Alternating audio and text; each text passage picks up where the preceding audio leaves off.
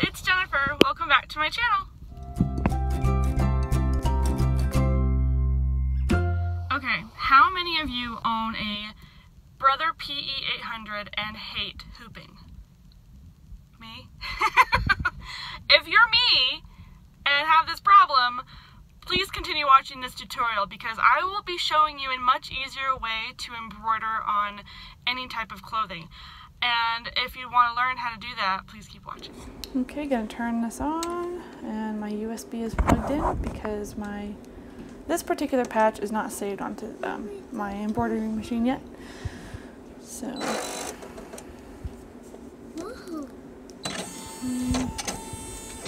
let it do its thing. Alright. So we're going to go into my USB stick. And it's on the next page. And there's a Triforce. And there's several sizes, but I'm going to just do the smallest size, which is a 3x4 roughly.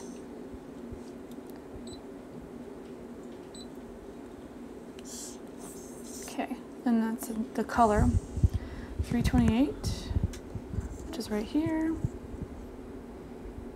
And it's hard to tell in the lighting, but it's really kind of a metallic-y color, which is kind of pretty embroidered. Okay, doing this one-handed. Not the easiest thing in the world. Okay, there we go. Grabbing my cap. Perfect. So I'm going to show you how I thread the machine. And I've actually had people contact me on Instagram and Facebook asking how to do this. So I am taking the time to show you guys how to thread this thing. It's very similar to a sewing machine, at least a Brother sewing machine, which is nice. So if you own a regular Brother sewing machine, the same rules apply. The only difference is number 7, number 8, and number 9. And the main reason is because this is the thread cutter, and I know most sewing machines don't come with a standard thread cutter like this does. Maybe new sewing machines do, I don't know, I don't own a new one. But the threader on my regular sewing machine does not do this automatically. I have to thread it. I have to place the thread in, and it has to hook the thread, and it takes a little bit longer. So this one, you just, bam. Okay, bobbin's good. Here is the stabilizer I use.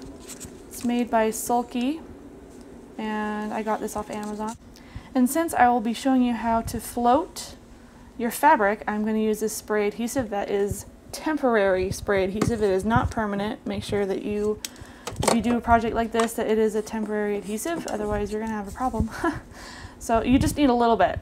A little bit goes a long way. So I kind of spray in the middle, and I'm going to float my felt on top of it. And I'm using black felt today. I want to show you guys what that looked like using black felt. I'm just going to push it into the corners. Make sure it's really on there. There we go. I prefer this method, the floating method, over the hooping method because hooping is kind of a pain sometimes. And if you do embroidery, you understand. I embroidered my first shirt when I first got this machine, and oh my gosh, trying to hoop the shirt on this machine, kind of a nightmare. So I probably will end up floating most of my projects on this particular machine. Okay, so because I am floating, I will be making sure that there are no wrinkles or anything in there, and I will keep an eye on it. Okay, so this shows you stitches, how long, and the color. Just wanted to give you a visual there. And whoops. Okay, I'm going to trace it, and this is just to make sure that it's going to be fitting the hoop that we're using, and it looks good so far. Perfect. Okay. Alright, and then we're going to hit embroidery, and we are ready to go. Okay, I'm going to let this run.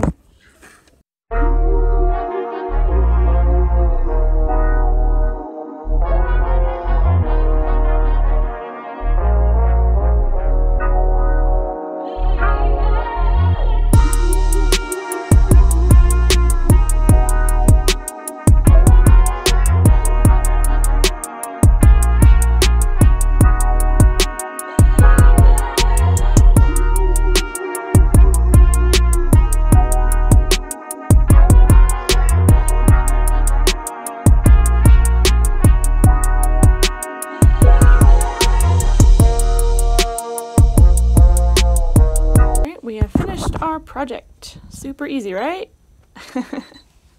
Normally the one color projects are the best beginner projects. So if you are brand new to this game, pick something that is less than 5 colors to start with. Otherwise you will be way overwhelmed, and changing threads is kind of, you know, it's hard sometimes because things can go wrong and, you know, all that stuff.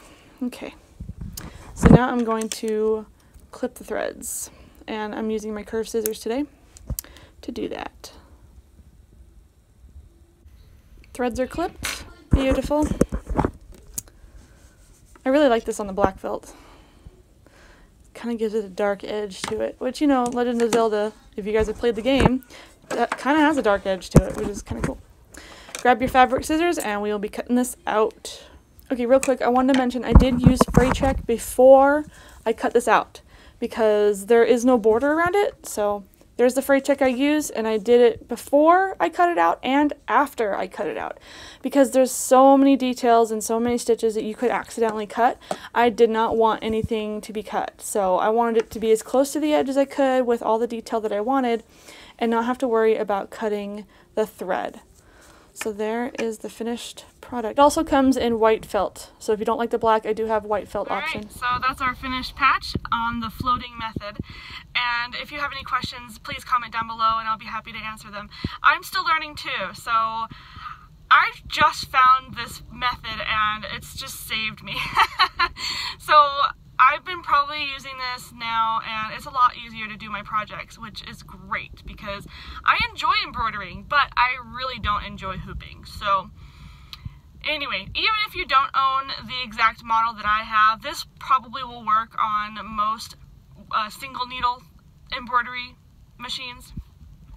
This method, this floating method, will probably work on most single needle embroidery machines. So please let me know if you like this method and whether or not I can improve. And I also want to know if you guys like the time-lapse type of videos, because this is my first time actually doing a time-lapse video.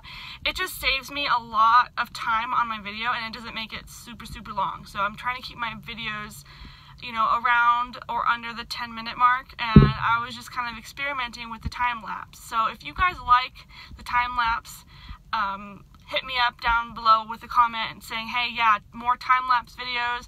If not, let me know and I can adjust it so you guys can actually see the embroidery.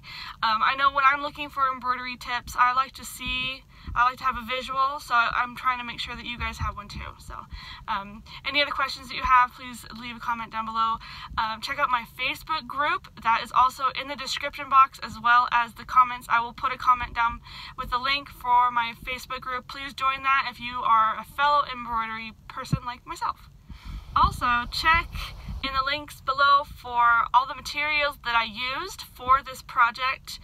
And if you click on one of those links, you have 24 hours to make a purchase and I get a small commission. So that's a great way to support my channel. I'm sort of diving into the world of software digitizing. I've been playing around with it and I'm really excited to play around with it more. If it's something I decide that I want, then I will probably add more items to my Etsy shop, and I will probably add more tutorials on how I do that. Currently I'm in the learning process, so right now I'm just kind of toying around with some software and figuring it out, so which is super fun to do. I'm really enjoying learning how to digitize stuff. So let me know if you guys are interested. Check me out on my Facebook, my Instagram, and my Pinterest page. Please follow me on all of those. Hit that thumbs up button if you liked this video. And if you're not subscribed yet and want to see more, please hit that subscribe button. That'd be amazing. Thank you so much. I will see you guys next time.